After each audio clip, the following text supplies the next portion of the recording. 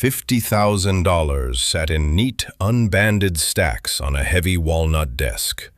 Payment for whichever of the 25 experts could crack the oxidized bronze box beside it. A box old enough to have outlived 3 owners. Right now, the nearest one was losing. His drill bit skated off the tarnished collar ringing the keyhole, throwing a thin orange spark across the desk. The whine of the motor cut through the room like a wire pulled tight. Sweat dropped from his temple and hit the lid with a sound too small for anyone to hear over the drill, but Donovan Reed heard it anyway. He heard everything tonight. He sat behind the desk in a leather chair, his white shirt rolled to the elbow, exposing a tattoo of a broken chain that ran the length of his forearm. 72 hours without sleep had left his eyes ringed and hollow. He checked his Rolex. The 4th time in 2 minutes. Nobody in Seattle would have dared check a watch so openly in front of the Mafia boss who owned this house. But tonight, even he had run out of patience with himself. Outside the tall windows, Lake Washington lay black and still under the Madison Park sky, giving nothing back. Inside, the air felt like it might crack. The drill went silent. The specialist pulled off his goggles, leaving red rings pressed into his skin. "Mr. Reed, this isn't a standard lock. I can't." "Get in line," Donovan said, his voice flat. 24 men have already told me what they can't do tonight. His younger brother Micah was being held by a rival crime organization 2 states away. If the ledger inside that box wasn't retrieved before midnight, the exchange would fall apart, and Micah would not see morning. 24 experts had already walked in confident and walked out in a cold sweat. This one would make 25. The door opened. Nobody turned to look. A mop wheel squeaked once against the hardwood, and Hope Lawson stepped in with an industrial yellow bucket, her gray uniform 2 sizes too large, pinned at the waist with a safety pin because there had never been money for a proper fitting. She'd been placed at the estate 8 months earlier through a small cleaning agency, her file buried among a dozen others that the restaurant's manager, Andre Phillips, processed and never bothered to flag. Nobody upstairs had ever seen her name. Nobody in that room looked at her now either. She knelt to wipe a smear of mud near the doorway, and for one unguarded second, memory pulled her under. 3 years earlier, at a 5-star hotel near Pike Place Market, a wealthy guest had shouted across a crowded lobby that she was an embarrassment, a fat little nothing who shouldn't be seen. She'd been fired that same night. Since then, she'd only taken the shifts nobody wanted, the ones after midnight, when no one was around to look at her body and decide it was a problem. She moved the mop closer to the desk. Her eyes caught something the others hadn't. A hardened amber residue crusted like cement ringing the small decorative lotus flower beside the keyhole. She whispered, just loud enough to be heard. "You're working on the wrong spot." Donovan's head lifted. It wasn't only the words that caught him, it was the voice. 3 months earlier, on security footage from a different warehouse in his network, that same low, even voice had whispered something nearly identical seconds before a robbery collapsed on itself.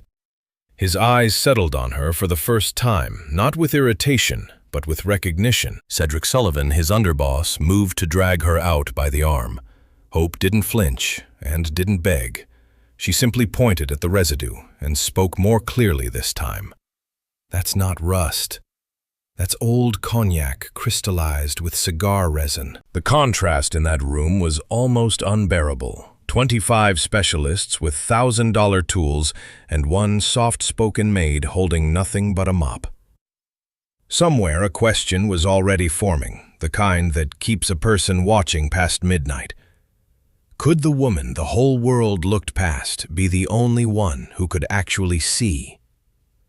Donovan held her gaze a beat longer than he needed to. Something in him had just shifted, and he didn't yet have a name for it. 11:32 p.m. Donovan rose from his chair and crossed to the desk, his voice low and dangerous. "Say that again."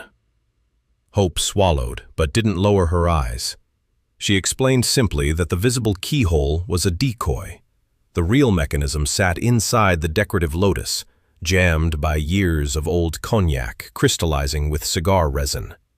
The experts could work at that keyhole all night and accomplish nothing. Cedric let out a hard laugh. The maid's an expert in locks now. Donovan lifted a hand, cutting him off without looking at him.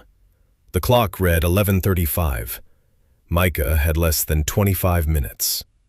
Hope asked permission to try. Donovan gave one short nod, his eyes never leaving her face. From her apron pocket, she pulled a bottle of white vinegar, the same one she used to strip hard water stains, and a cheap plastic lighter. She measured 3 careful drops of vinegar into the seam between the petals. She held the flame half a finger's width from the metal. The smell of burnt sugar and boiling vinegar rose into the room. Exactly 30 seconds. She wrapped her thumb in the edge of her apron and pressed hard into the center of the lotus. A dry, cracking clack rang out. The lid of the box popped open an inch. Donovan stood frozen. For the first time, the most dangerous mafia boss in Seattle had nothing to say. When the lid swung fully open, it wasn't only the black leather ledger that appeared. A tiny USB drive slid loose and dropped onto the carpet. Cedric moved for it, but Donovan was already crouched, already faster. His eyes went dark for one long second. The drive held an audio recording of a private meeting from 6 months earlier, a meeting only 5 people had ever known about. One of those 5 was already dead. Donovan pushed the entire stack of $50,000 toward her. Hope shook her head firm. "I only need $300. She explained it plainly. $300 was what she needed to send to her younger sister being treated for a serious illness in a small town outside Olympia, the only family Hope had left. Their mother had died 2 years earlier, unable to afford care in time. Hope had spent every year since working 16-hour days, living in a damp rented room in Rainier Valley so her sister wouldn't suffer the same fate. Hope's refusal wasn't modesty, it was armor. Taking $50,000 would mean owing something to a world that had only ever taken from her, and the one thing she still had after every humiliation was the ability to ask for exactly what she needed, and nothing more.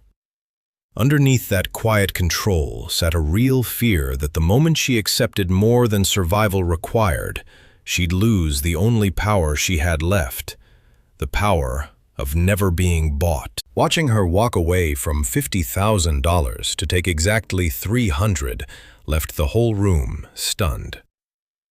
Donovan handed the ledger to Cedric with 3 words. "Send it now." Cedric disappeared through a side door with 2 men. The room fell into a silence, heavier than before. By 3 a.m., word came back through an encrypted line. The exchange had gone clean. Micah had been dropped, shaken but unharmed, at a gas station outside Tacoma and was already on his way home under guard. Donovan read the message twice before he let his shoulders drop just slightly. The first sign of relief anyone in that house had seen from a mafia boss in 3 days. He looked up, and Hope was already gone, $300 folded into her apron. He hadn't even heard her leave. Before the door had fully closed behind her, he'd already given the order. Have someone watch her every step from tonight forward. She just walked away from $50,000 to take exactly $300. Smart woman protecting her dignity, or a mistake she'll regret? Comment dignity or money. Let's see which side wins. Donovan's voice had lost its usual control. How did you know? The room had gone so quiet that Hope could hear the grandfather clock in the hallway counting down the seconds, each tick landing like a small hammer. Somewhere behind her, one of the 25 experts shifted his weight and his shoe scraped against the hardwood, a sound loud enough that he winced at his own noise. Nobody dared move more than that. Hope answered without hesitation. "I mop your baseboards every Tuesday." I know what dried cognac and crystallized cigar resin look like. Everyone else looks at mechanisms. I look at dirt." Donovan studied her for a long moment, the kind of look a man gives when he's recalculating everything he thought he knew about a room he'd walked through 1,000 times. His jaw worked once, like he wanted to say something, and thought better of it. A handwritten note, old and yellowed, had fallen loose from inside the box, something that had belonged to Donovan's father. He picked it up carefully, the way a man handles something that might crumble, and turned it over between his fingers. The paper was blank on both sides. He almost set it down, but Hope's lighter was still warm in her palm, the small flame guttering, and something in her stilled at the sight of it, a half-formed memory of her mother, years ago, holding a letter over a stovetop burner, for reasons a much younger Hope had never understood. "Wait," she said quietly. "Hold it near the heat, not the flame, just the warmth." Donovan hesitated, then did it. He held the note near the last heat, still radiating from her lighter's flame, turning it slowly, patiently, the way a man learns patience only when everything he loves is on the line. For 3 long seconds, nothing happened. Cedric exhaled through his nose, already prepared to mock the suggestion. Then, faint as a bruise rising to the surface of skin, a second line of writing surfaced only under the warmth, invisible until now, written in something that had needed heat to confess itself, the way some truths only surface under pressure. It named in full the person who had betrayed the family, followed by a single sentence: "He killed your father the same way." The traitor wasn't an outsider. It was a man Donovan had called his uncle for more than 20 years, a man who had sat at the head of the table every Sunday of Donovan's childhood, who had taught him to shoot, who had stood beside him at his father's funeral with a hand on his shoulder that Donovan had once mistaken for grief. Donovan didn't speak. His face did something Hope had not seen from him all night. Not anger, not the cold control he'd worn like a second skin since she'd walked into the room. For a moment, he simply looked like a much younger man, the kind who still expected the people closest to him to be exactly who they claimed to be. For a moment, Donovan didn't move at all, and that stillness was its own kind of confession. A man who trusted no one had trusted this uncle completely, and the betrayal cut precisely because it proved the one fear he never said aloud, that closeness itself was the weakness someone would eventually use against him. What looked like control returning to his face was really grief, rerouted the only way he knew how, into a decision about what to do next, because feeling it fully wasn't a luxury a mafia boss in his position could afford. Looking back, there had been signs the uncle's sudden interest in the restaurant's books 18 months earlier, the way he'd always steered conversations away from the night Donovan's father died.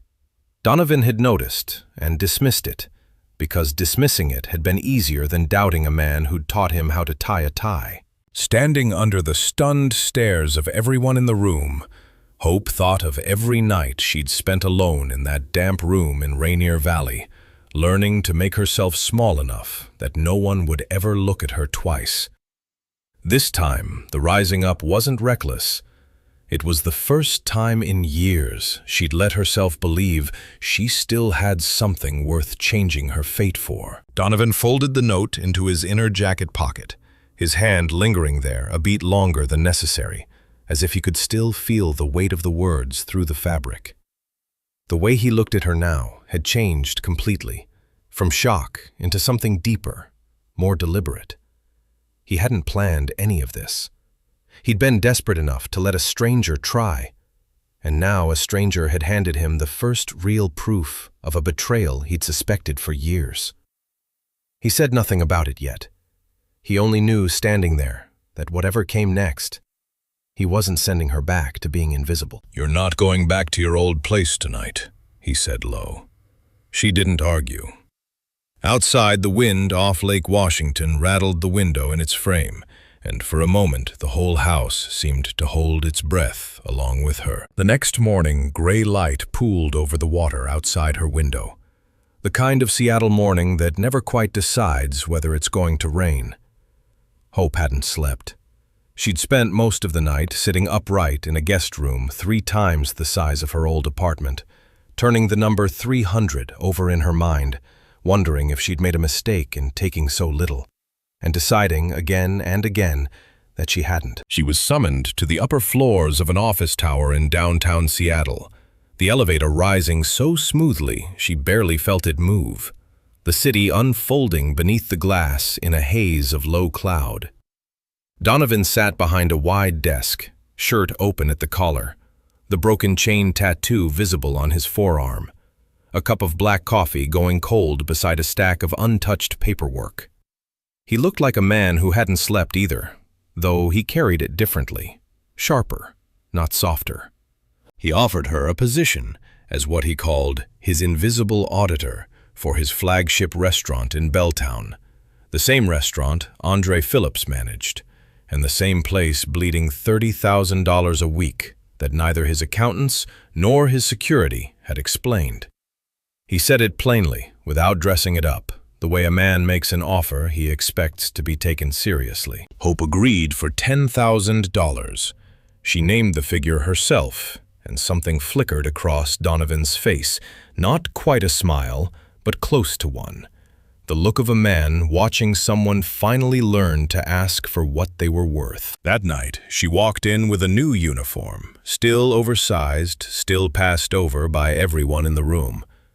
The kitchen smelled of scorched garlic and bleach, the low hum of walk-in coolers vibrating under her feet as she pushed her cart past line cooks who didn't spare her a second glance. She let them not see her. Being unseen tonight was the whole job. While counting glass bottles near the recycling bins behind the kitchen, her foot caught on an old phone abandoned under a trash can. The screen was still lit, throwing a thin blue glow across the wet concrete. The last message, sent at 1:47 a.m., read, "The girl mopping tonight isn't one of ours. Handle it clean before morning." The sender was Andre Phillips. Her pulse didn't spike. It had been trained out of her 3 years of learning not to react in the exact moment reaction would give her away. She slid the phone back exactly where she'd found it and kept moving. At 2 a.m., she watched Andre wheel a cart of cloudy white bins out of the walk-in cooler toward the laundry station, hurriedly burying vacuum-sealed Wagyu and white truffle beneath dirty tablecloths. His movements quick and practiced in a way that told her this wasn't the first time. She didn't intervene. She memorized the whole routine instead. The laundry truck left at 5 a.m., and the same guard waved it through without a check every time. The two of them exchanging a nod so casual it had clearly become ritual. When Andre left, Hope opened one of the carts herself, her breath fogging faintly in the cold room. Beneath the stolen goods sat a small envelope with her name on it, the handwriting careful, almost polite, which somehow made it worse. Inside were surveillance photos of her room in Rainier Valley and photos of her sister in her hospital bed in Olympia, with a handwritten line, "Know too much and both of you die." Andre hadn't only been stealing, he'd reached straight into the most private part of her life, and someone above him had told him exactly where to look. Her hands didn't shake, but something in her chest went very still and very cold. The particular stillness of a person deciding in real time exactly how afraid to allow herself to be. She thought of her sister's voice on the phone 2 nights earlier, thin but stubborn, telling her not to worry, that the new medication was helping.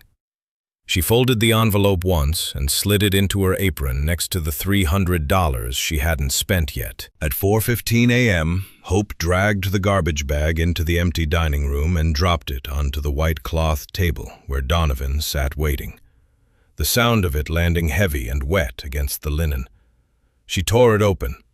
The smell of truffle and raw meat filled the air, sharp and out of place among the untouched wine glasses still set for a dinner service that had ended hours ago. Cedric sneered. "Keep mopping floors. Don't start thinking you're smarter than the experts." Hope didn't lower her head. "I've been looked down on long enough to know the difference between someone who actually sees and someone who only knows how to look down." Donovan looked at the evidence, then at the envelope with her sister's photo. His shoulders went rigid, the coffee cup in front of him forgotten, his knuckles whitening slightly against the table's edge. The smallest, most human tell Hope had seen from him yet. "From now on, you don't go anywhere alone. Neither does your sister." Donovan pushed $50,000 toward her a second time. This time, she took it, her hand closing around the stack without ceremony, the weight of it strange and unfamiliar. He refused to let her return to her old room. That same night, she was moved into a guarded apartment in Capitol Hill, security posted around the clock. A man stationed at the base of the stairwell, who nodded once as she passed, and said nothing else. The apartment was quiet in a way her old room never had been. No upstairs footsteps, no traffic bleeding through thin walls, just the hum of a refrigerator, and somewhere far off, a siren fading toward downtown. She stood at the window for a long time that first evening, watching the lights of the city she'd spent 3 years disappearing inside of, and felt for the first time in longer than she could name, like she was looking at it instead of hiding from it. The night she closed the door of her new apartment for the first time, someone broke in.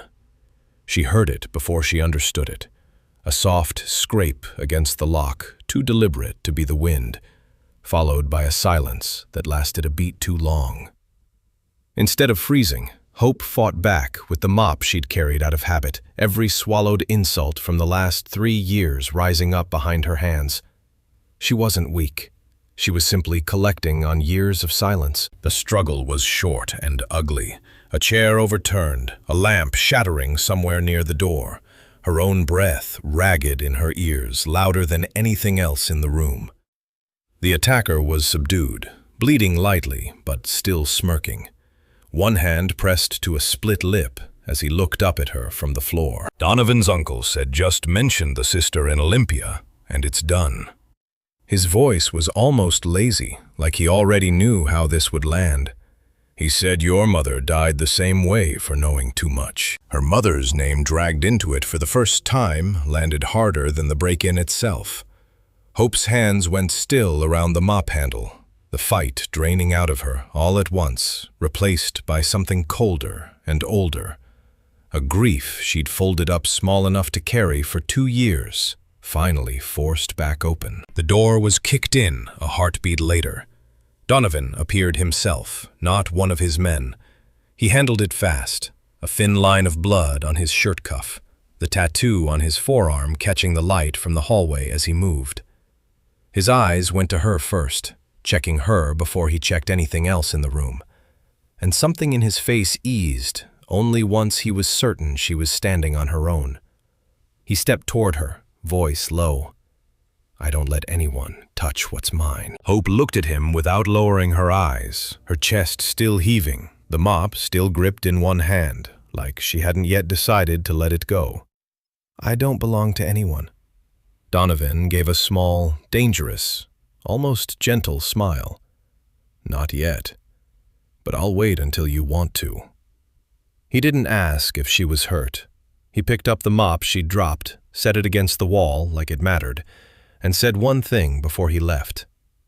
"Tomorrow, we talk about your mother." She stood alone in the wrecked apartment long after his footsteps had faded down the stairwell, the broken lamp still humming faintly where its cord sparked against the outlet, and let herself finally sit down on the floor and breathe. A week later, in the bright kitchen of the Capitol Hill apartment, morning light spilling clean and yellow across the counter, Donovan set 2 cups of coffee down, then a thick file beside them. Steam curled up between them, and for a moment neither of them spoke, the silence comfortable in a way it hadn't been the first night they'd stood in the same room. "Your uncle," Hope said quietly before he could start. "Is he handled?" Donovan nodded once. Andre worked for him from the beginning, planted at the restaurant to skim money and to watch for anyone who got too close to what happened to my father. Both of them are done. No more reach, no more restaurant, no more name in this city. He said it flatly, the way a man reports a debt collected, not a war won. There would be no headline, no scene, only a family quietly stripped of the power that had let it hide for 20 years. Cedric, standing near the doorway with his arms crossed, said nothing, but the way he looked at Hope now had lost every trace of the sneer he'd carried for weeks. Something closer to respect had settled into its place, unspoken and a little reluctant. "And before you ask," Donovan added, his voice dropping a register, "no, I didn't make it quick because I was being merciful. I made it quiet because loud is what he would have wanted. A man like that spends 20 years building a name. The least I could do was take it from him without giving him a story to be remembered by." Hope studied him for a moment. It was the closest she'd heard him come to admitting how much the betrayal had cost him. Not in money, not in danger, but in the specific private grief of losing a person twice. Once to the truth, and once to the silence that followed it. Donovan opened the file. Inside was proof that Hope's mother had once been the most trusted maid his own father ever had, and that for 15 years she had quietly guarded the existence of that bronze box and everything inside it. There were old employment records, a faded photograph of a woman with Hope's same steady eyes standing beside a much younger version of Donovan's father. And tucked near the back, a short letter in her mother's handwriting that Donovan had never shown anyone. Hope's fingers hovered over the photograph before she let herself touch it. Her mother looked younger there than Hope had ever known her.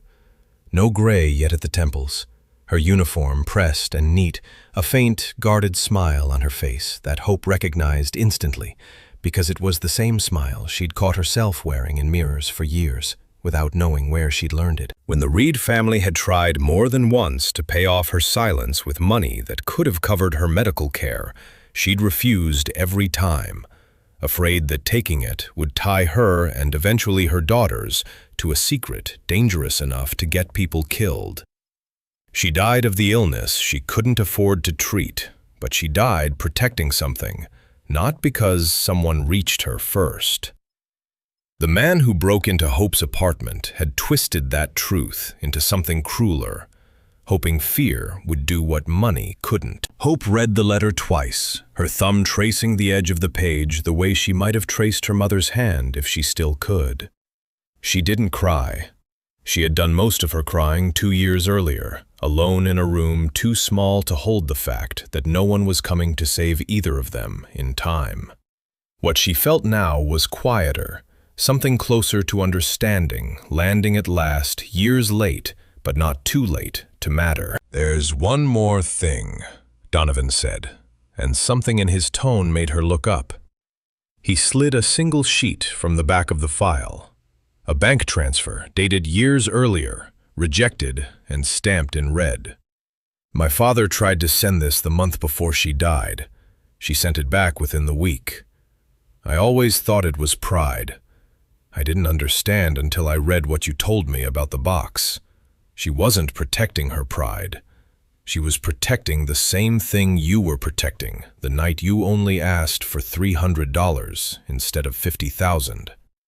Some kinds of debt, once you owe them, never stop being collected." Hope looked at the rejected transfer for a long moment and understood with a small ache that she hadn't only inherited her mother's eyes, she'd inherited the exact shape of her fear, passed down whole the way some things skip a generation, and some things never do. Donovan had known Hope's identity since that first night, not from a file, but because he'd spent 2 years quietly searching for the daughter of the woman who died guarding his family's worst secret. The crisis with Micah had been real and his own. He hadn't engineered any of it.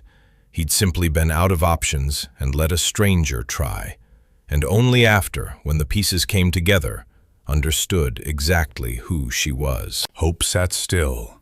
Every year of quiet endurance, every night alone, every moment she'd been looked past, it had all led here. "I'm not protecting you out of pity," Donovan said. "I'm protecting you because if it weren't for you, I'd have lost everything a long time ago. The choice is yours now." Hope didn't answer with words. She pulled her chair a little closer, the legs scraping softly against the tile, the sound small and certain in the quiet kitchen. Donovan stood but paused at the door. "You don't have to be alone anymore, Hope, but the choice is still yours."